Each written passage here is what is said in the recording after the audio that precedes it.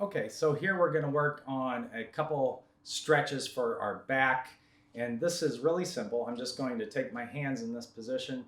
I'm going to rotate them down and place them on my lower back, right back here. And I'm going to want to stretch out my back. So this is a back bend. And basically we're just going to take a shoulder width stance apart. Well, I'll rotate to the side to show you this. And I'm going to then support my back with my hands. I'm going to push my hip flexors forward. You'll see the belly come out a little bit. And then let my head tilt back. So I'll let my head tilt back and I'm just going to lean back and hold this position for 5 to 10 seconds. I'll come up and I can do that multiple times. So our next exercise on this is a bow. So basically think of bowing to someone as a sign of respect.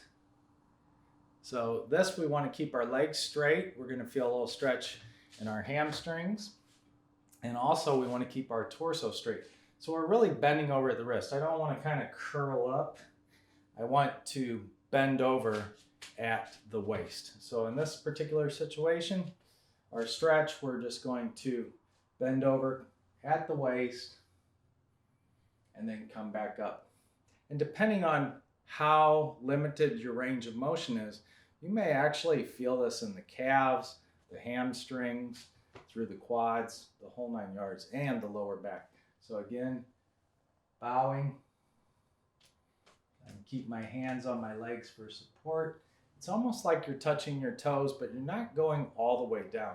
Of course, we can touch our toes as well. So we can bend over and try to do that. But again, the bow, just keeping our torso straight and bending straight over.